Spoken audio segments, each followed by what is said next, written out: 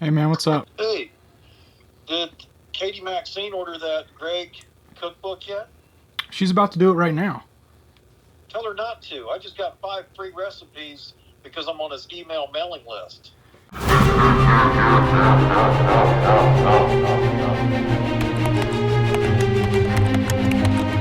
a freaking cookbook, stop watching this video, and go to my website, gregdoucette.com.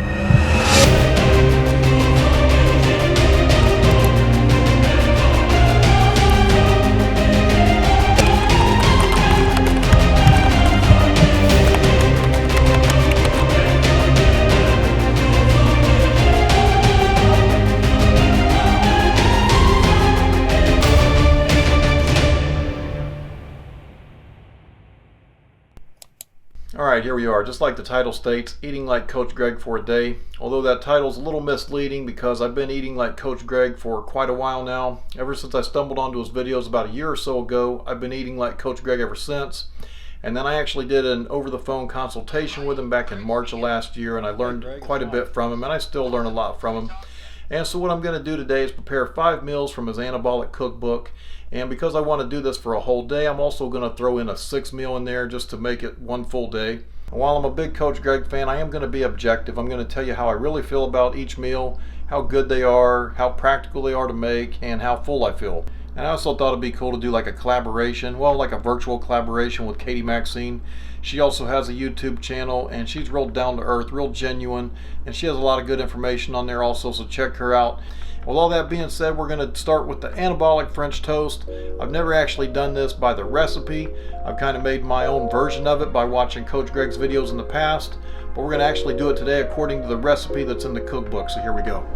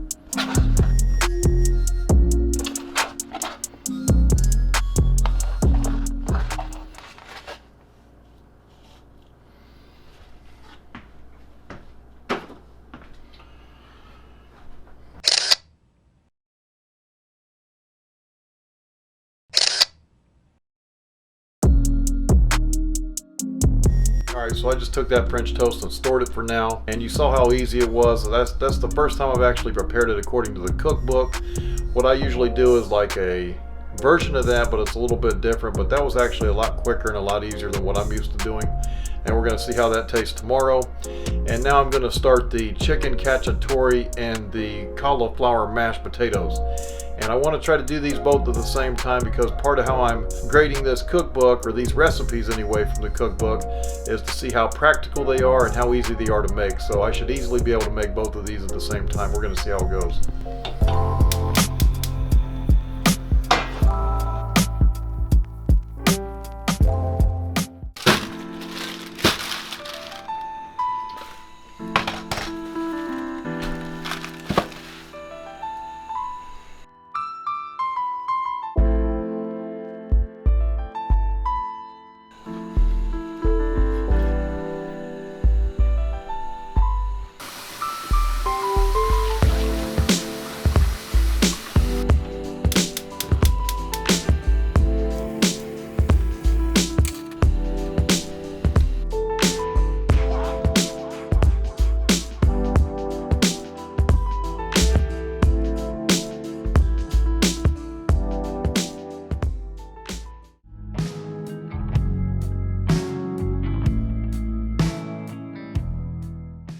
Alright, so slight change of plans. My camera died, so I got to switch to the camera on my phone.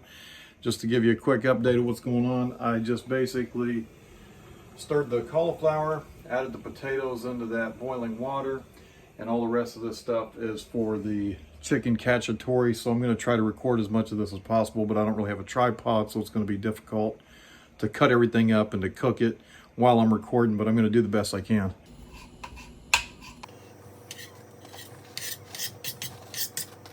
So the cauliflower's done. I'm letting it drain right here. The potatoes are almost finished. I got everything else measured out for the chicken cacciatore. I did run into a slight problem. The celery I had in there, the recipe called for 200 grams, but someone ate some of it.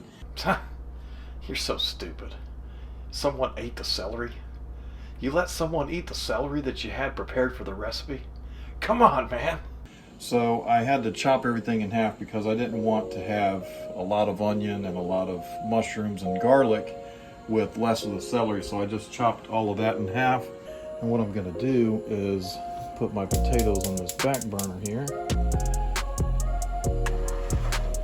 And I can cook the chicken cacciatore on this burner.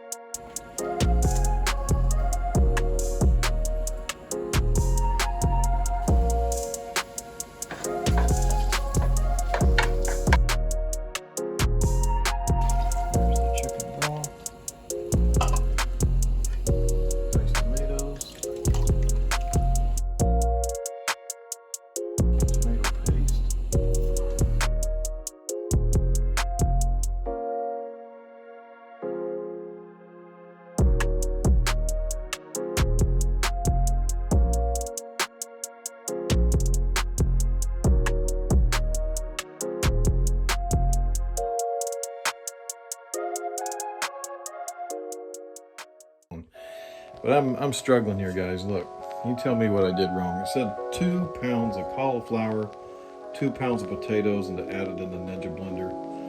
I know I weighed these out. Well, the potatoes I bought were 1 pound each, so. Think about what you're saying. If the potatoes are a pound each, you got like 20 potatoes there. That would be like 20 pounds of potatoes. I think what you meant to say was that each bag of potatoes were 1 pound each. I'm just going to try to mash this down the best I can. I probably did something wrong, but I don't know. Okay, so we're back over here now.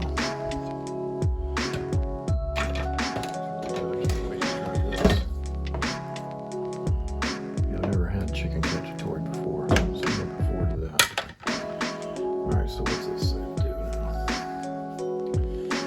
After about 20 minutes, remove the lid and raise the temperature to medium-high. Okay. Alright. And cook for 5 minutes to reduce the liquid in the skillet and form a thick sauce. You want the sauce to be slightly thick, but not too much. It's supposed to be almost like a stew. Okay, so for about 5 more minutes. Alright, so this has been on here for a little over 5 minutes, and I think that looks like a stew. What do you guys think? I think I nailed that one. Cauliflower mash I need some more practice on, but I think that looks really good. Alright, so it didn't go as smoothly as I would have liked, but I still got it done. The chicken cacciatore and the cauliflower mash is put away, and now I'm doing the the extra anabolic protein popcorn. Really looking forward to this one. Here we go.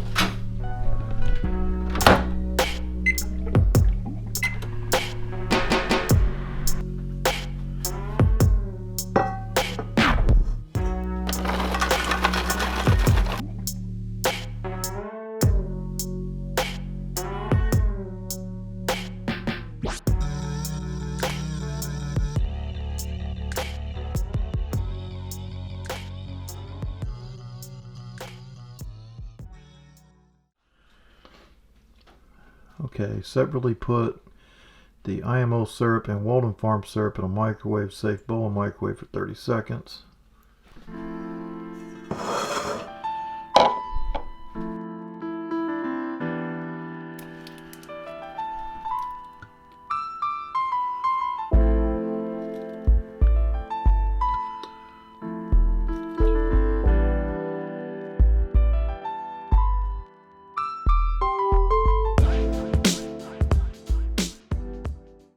So I don't know if you can read this, but right here it says that you can use chocolate Walden Farm syrup or 2 tablespoons of sugar-free maple syrup. So I chose the maple syrup. I think that'll taste a lot better. So this is where we're at. Step 2. Separately combine that in a bowl and microwave for 30 seconds.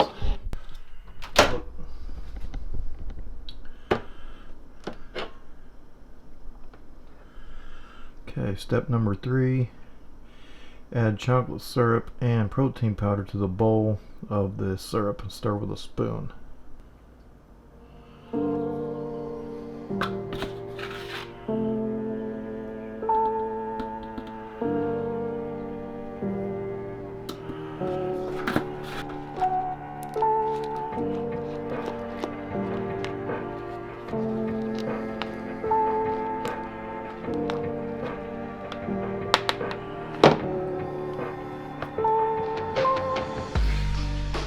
Okay, this is real easy so far. Pour the syrup and protein powder mixture on top of the Pop Smart Pop. Carefully mix with a spatula until it's combined. And make sure it's evenly coated.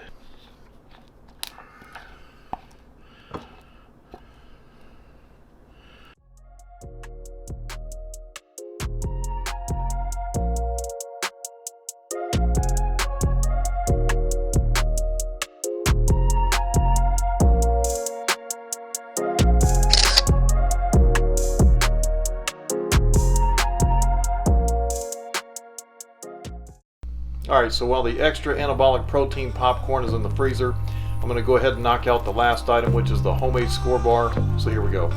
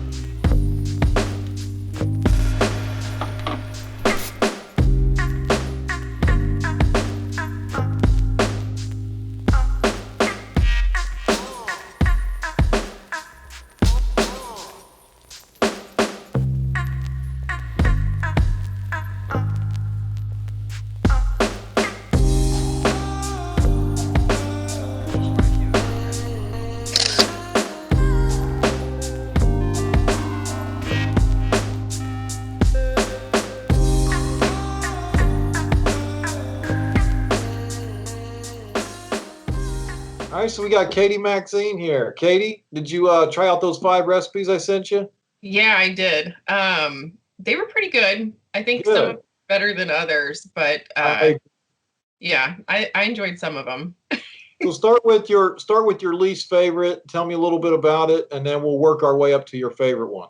Okay, so my least favorite would have to be definitely the cauliflower mashed potatoes. I think the taste of them was okay. I think everything tasted okay. I guess I should say that. Everything tasted good, but the cauliflower mashed potatoes, the consistency of them, I think adding the guar gum, or I use xanthan gum because we don't have that, but it made them really like pasty or kind of like slimy textured, and I just couldn't get over it. I ate like one bite and I was like, no, I'm not eating this. The sour cream didn't help? No, I even added more sour cream. I was like, maybe Oh, if wow. I add more, it'll be all right. And it was Yeah. still really bad. I couldn't eat those. I mean, they tasted fine. It wasn't the taste at all. They tasted good, but the just, oh, it was real slimy feeling. I didn't like it. Right. my thing is with the cauliflower mash, I don't know what happened, but I thought the recipe called for 2 pounds of potatoes, right? Yeah, I So- also made. Oh, sorry. Go ahead. Oh, good. So good. Well, I had 2 pounds of potatoes and I did the little ones, like they were a pound bag, so I could make it easy so I didn't have to weigh them out. Right. But when I put the cauliflower in there, I had the right amount of cauliflower in. When I put the potatoes in the Ninja, they wouldn't fit. Oh So I yeah. only did like half. So Yeah. yeah, I didn't care much for my potatoes, but I thought that I couldn't really equate it to the recipe being bad because I couldn't fit them all in there for whatever reason. I either used the wrong type of potatoes or too much cauliflower. I don't know what I did wrong, but I'll have to look at the footage and see. But I didn't care much for them, but they were not my least favorite. My least favorite was probably the chicken cacciatore. Yeah. And I just say that because, it just, there wasn't anything special about it. I mean, there was no extra protein to it. I thought like, with the cookbook, I was thinking it was like anabolic, right? So Right. you think anabolic, you think like extra protein, something muscle Right. building. But to me, the chicken cacciatore, it wasn't anything special compared to something that like you could Google and look at. Right. Yeah, I thought the chicken cacciatore was a little odd that it didn't have any kind of Italian seasonings in it. So Chris and I ended up adding some anyway. So I thought that one was pretty good, but the recipe itself like doesn't call for any. It just calls for salt and pepper. And I think that it probably would have been just kind of bland on its own without the extra spices added to it. Didn't it have in there IMO for favorite seasoning or something like that? So that's the IMO was the Vitafiber syrup is called IMO syrup. It's like a shortening of a scientific word that I can't pronounce, and it's a type of sweetener syrup. Oh, okay, gotcha. Yeah. I thought somebody said it was in my opinion. That's what it meant. Yeah.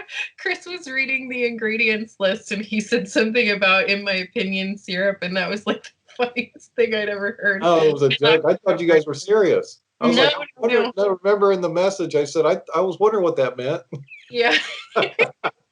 It's like some saccharide or something. It's a weird like scientific term I can't read. So they shorten it to IMO instead of making you read it out loud.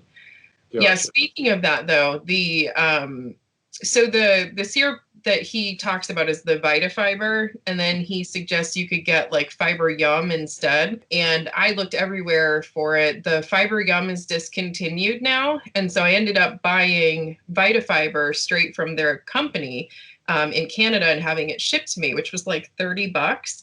And when I got it, I was reading the back of it, and it says it actually contains no fiber. So I thought that the whole point of it was that it had like a bunch of fiber in it, but it actually doesn't. It's a sweetener syrup. It's not like a special fiber syrup. So I was looking on Amazon, and I think that we could have used something called allulose syrup. When I searched for Vitafiber, that's what came up because it wasn't available. And it's basically the same thing. It's just a low carb sweetener syrup. So I spent $30 getting some special syrup that I didn't even need. So I was a little with that one. But I ate just enough Vitafiber to finish the recipe for the score bars, which brings me to my next one. My second to least favorite. Well, okay, so going in my order. Mm-hmm. I had the least favorite was chicken cacciatore. Next to that was the mashed potatoes, but like I said, I kind of did those wrong, so I wasn't really critiquing that one. Right. And the number 3 least favorite would probably be the score bar, because and on that one I didn't have caramel extract, so I used vanilla. Mm-hmm. But the one good thing I really liked about the score bar is that it's so cheap to make, like with that Vitafiber and everything. Like the amount of protein bars I was able to make with it, like compared to what you would buy at the store, it was probably like a quarter of the cost. You know what I mean? Yeah. So it's my least favorite as far as the taste, but protein bars aren't generally something that tastes good anyway. You know what I mean? Yeah. So I think the score bar is like, for the cost and how effective it is, and for the macronutrients, I thought it was a really good bang for the buck. But it was like not my favorite in terms of the taste of it. But what'd you think about that one? I thought when I first made them, I had a lot of trouble making them because I was trying to film it myself while I'm making them. And I've learned that the first time I make a recipe, I'm not allowed to try to film it myself. I can have someone else film it, but me doing both for the first time is really hard. So when I microwaved the fiber syrup and then tried to put it into the bowl to mix it, I waited too long, and so it cooled down a lot, and it was really, really hard to mix the whole thing together. I had to have Chris come do it because I just literally couldn't do it. It was too hard. And when I first made them, I didn't like them at all. I thought that they were just way too sweet. But then I put them in the freezer like you do after you make them. And like the next day when I went and tried one, it was actually pretty good. I don't usually eat protein bars, so it's not something that like I'll probably ever make again just because of how difficult it was for me. But the flavor of them was pretty good. I think it was better after it sat for some reason. I don't know if maybe that just like redistributed stuff or something, I don't know, inside the bar, but it tasted a lot better the second day. Gotcha. I agree with you completely. I think that the first time I tried it, actually, it was like 20 minutes after they sat in the freezer and they were really soft. Mm-hmm. It was almost like, kind of reminded me like the consistency of a Tootsie Roll or something. I don't know. I didn't care much for it. But then after I froze them, after like day 2, they turned out pretty good. And then something he points out is that if something's frozen, it lasts longer and it takes a longer time to eat. Mm-hmm. So that's a really good like trick that he uses. That's something I never really thought about, was like, when you eat, nobody really considers the time that you're eating something. Like when you eat a Reese cup, for example, like I could eat 5 Reese cups in a matter of like 30 seconds. You know what I mean? But with that frozen score bar, it's probably the equivalent to, I don't know, maybe a half a Reese cup calorie wise, and it's got the more protein, but it's going to take you like 3 times as long to eat it. So so that the score bar gets a plus for me on that. If I'm rating them on like a stars, I'd give them all like 4 to 5 stars based on the taste. Right. But I got, I was trying to be objective in the video, so I want to critique them as much as possible. So I agree with you. Like, I don't have any problem with any of the 5 of them. My second favorite was the anabolic popcorn. Yeah. And once I tried that, I really loved it. It reminded me of, you ever tried Crunch and Munch? Is that kind of like the Cracker Jacks? Yeah. I think that's what it's called. Let me look it up real quick. I thought it tasted like a chocolate popcorn ball. Like it felt like I was eating one because it all kind of got stuck together in the freezer. And so I was like, I had a really hard time mixing that one too. So the chocolate didn't get really oh yeah, I think I have had that before. Did it remind you of that? Yeah, it seemed like, because I didn't get it mixed really well, it was like I had these big globs of like protein and it had like popcorn stuck to the outside of it. So it felt like I was eating a popcorn ball from when I was little. Like you'd get them in your Halloween candy and stuff. Like it just seemed like one of those to me, and maybe that's why I liked it. I don't know. Right. I like that. The flavor of it was pretty good. I like the sweet and salty at the same time. I loved it. I loved that. And then, so I guess my most favorite one, it was one that I've been eating for a while now, way before I even got the 5 recipe, was the anabolic French toast. But I had never actually made it like he does on the recipe. So it was way quicker on the recipe that I tried. Like I was cooking the actual blueberries and fruit in the French toast, and it would like take a while to make it in the morning. So, doing it on the recipe and doing like 5 batches ahead of time, it was like way quicker, way easier, and it actually tasted really good. April likes it better, like out of the recipe, than the way that I was kind of improvising and doing it. Right. Yeah, I make that for Chris, but that's been like his go-to breakfast for, I don't know, like 6 months or something. He literally eats it every day. He's switched to eggs now, but he was eating French toast like every single day, and it was basically that recipe. I'd never made it like word for word how he said to do it in that recipe. And I think the level of egg whites that are in there, I mean, I know the whole point of it is to like shove as much protein into it as possible. But I think that the level of egg whites in it is just a little bit too much for like regular ass white bread, like he says. But like it's just a little bit too much for that, because it was like, it took I don't know, just in my opinion anyway, it seemed like it was a little bit soggy in the very middle. And like, that's another textural thing for me. I'm real big on food textures, apparently. But the flavor of it was really good. I was surprised, even with the sweetener in there, that it was really as tasty as I thought it was when I finally made it. But Yeah, it needed to cook longer maybe. I don't know if maybe my oven or my stove isn't as powerful as Greg's or something, and maybe it Right, just right. cooked slower, or I don't know. But it I hear just ya. seemed a little soggy in the middle, and I wasn't a big fan of that. But overall, it was probably my favorite one too. I love French toast. It's so good. In that cookbook, it states that there's like a ton of varieties that you can do, which I was already kind of doing. Right. But like with that, with the added benefit that you can like do the different flavors with different extracts and add different fruit, it's almost like, well, it's not almost, it is, it's a staple. You know what I mean? Yeah. I Yeah. think There's so the many whole, things you can do. yeah, there's like, that's the whole thing to me with like, I don't know about your experience, but like with weight loss and with meal prep and that kind of thing, you got to have meals that you can rely on, that you know that will taste good, that you can actually look Right. forward to, and ones that you can cook on a regular basis for a long period of time. Hmm. And that French toast, just that one alone, to me, was well worth making those other four recipes. But that one by far is my favorite. Yeah, I would say that's probably my favorite. I think we basically thought exactly the same, except I switched the cacciatore and the mash with you. Like you had Right. it 5 and 4, and I had it 4 and 5. So Gotcha. yeah, Gotcha. Yeah, it's weird. The mashed potatoes didn't taste bad to me. I thought they were actually really good. But it's weird. But like I said, and I didn't think they would be because I didn't have all the potatoes in there. And then I thought, well, it's not really like the potatoes that he recommended because it was more like it was mostly cauliflower. But I thought they actually tasted pretty good.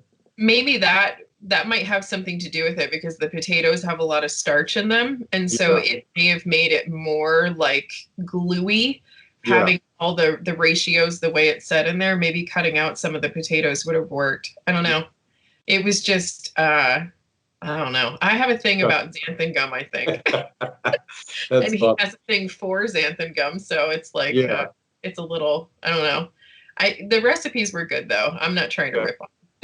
No, no, me either. Me either. Not at all. And like I said at the beginning of my video, I say like, even though I'm a Coach Greg fan, I'm going to try to be as objective and as critical as possible. So I say that Right. going in.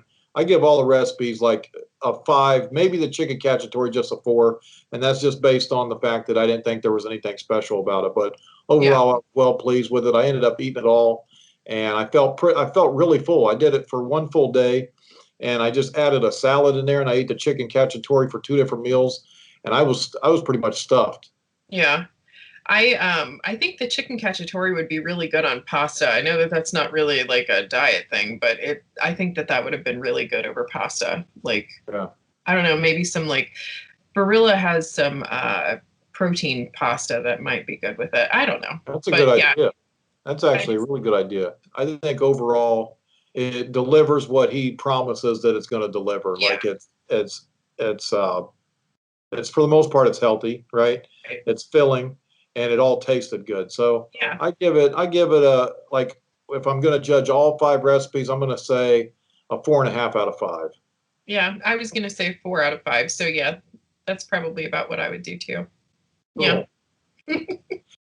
Well, Katie, it was really nice doing this collaboration with you. Hopefully, we could do more in the future when this virus gets under control. Maybe we could do a workout or something here. And Love that. I really appreciate it. It was nice having you on. Yeah, you too, Mikey. Thanks for having me over. All right, thanks. That didn't work. All right, bye. All right. All right, so there you have it. Eating like Coach Greg for a day. Like I said during the review, I was really trying to be objective. I was trying to find areas to give criticism on it, and I really didn't have much.